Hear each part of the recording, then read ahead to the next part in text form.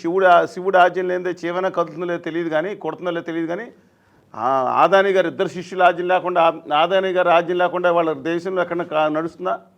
చీమ చిట్టుకుమన్న ఆదాని గారికి కనపడుతుంది. ఆదాని గారు ఇద్దరు ఇవాళ దేశాన్ని పాలించేది ఆదాని గారు. మనం అనుకున్న పాపం మోడీ గారని.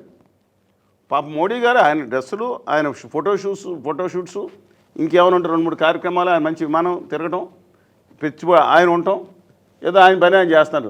వాళ్ళు చేసుకున్నది ఆదాని గారు. దేశాన్ని శాసిస్తున్నారు. 200 మంది మెరికల్ లాంటి యువకులను పెట్టుకుని సెంటర్ పెట్టుకుని is it not right are wrong అనేది కరెక్ట్ ఆర్ కాదో ప్రజలకు వదిలిపెడదాం. అంటే షేర్లు బాండ్లు అమ్మడానికి అదాని కంపెనీ ప్రయత్నిస్తే దాంట్లో ఇన్వెస్ట్మెంట్ ఎందుకంటే లాభం వచ్చింది కదా అంటున్నారు.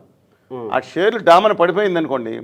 ఆ పడిపోయినప్పుడు ఈ ఇండియా గవర్నమెంట్ ద్వారా కాకపోయినా ఎల్ఐసి 60,000 కోట్లు దాంట్లో పంపించేసి ఆయన నిలబెట్టాల్సిన అవసరం ఉంది. అది కూడా కాకుండా ఆదాని పోర్ట్స్ మిగతా దాంట్లో ఎంటర్ప్రైజ్లో కాకుండా 5,000 కోట్లు డెట్ బాండ్స్ కూడా కొన్నారు. వీళ్ళు 65,000 కోట్ల రూపాయలు, 70,000 కోట్ల రూపాయలు వాళ్ళు ఇంతకుముందే పెట్టుబడి పెట్టారు.